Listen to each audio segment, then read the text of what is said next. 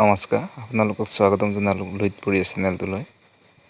আজি আমি এই ভিডিঅ'ত বিজ্ঞানৰ কেইটামান মষ্ট ইম্পৰ্টেণ্ট MCQ আলোচনা কৰিম।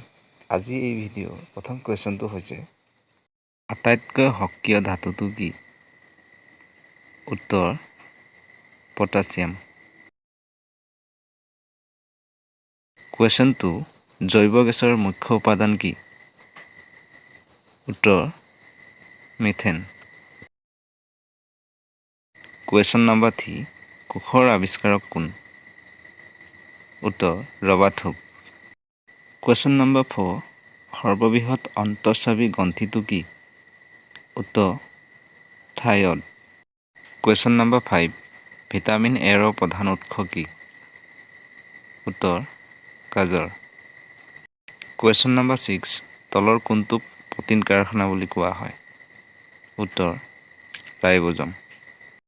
কুৱেশ্যন নম্বৰ 7, কম্পনাংকৰ SI একক কি?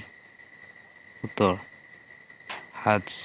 কুৱেশ্যন নম্বৰ 8, এক অশ্ব শক্তি মানে হ'ল?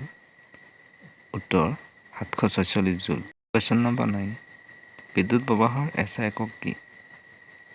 উত্তৰ এম্পিয়াৰ। কুৱেশ্যন নম্বৰ 10, জীৱৰ বংশানুক্ৰমিক আধাৰ হ'ল?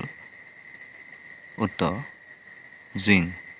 কুৱেশ্যন নম্বৰ 11, ঘেঁহু ৰাষ্ট বেমাৰটো কিহে সৃষ্টি কৰে? উত্তৰ ভেঁকুৰ। কুৱেশ্যন নম্বৰ 12, তলত দিয়া কোনটো সংক্ৰামক ৰোগ নহয়? উত্তৰ হৃদৰোগ। কুৱেশ্যন নম্বৰ 13, সূৰ্যৰ অতিবেঙুনীয়া ৰশ্মিয়ে কি ৰোগ সৃষ্টি কৰে? উত্তৰ চৰ্মকৰ্কট ৰোগ। কুৱেশ্যন নম্বৰ 14, বিশ্বৰ আটাইতকৈ গধুৰ মৌলবিদ কি? উত্তৰ ইউৰেনিয়াম। শেষৰ কুৱেশ্যনটোলৈ আহিছোঁ, বৃক্কৰ কাৰ্যকৰী একক হ'ল? উত্তৰ নেফ্ৰন। অশেষ ধন্যবাদ ভিডিঅ'টো চোৱাৰ বাবে। যদি ভিডিঅ'টো চাই ভাল পালে please like, share and subscribe কৰিব।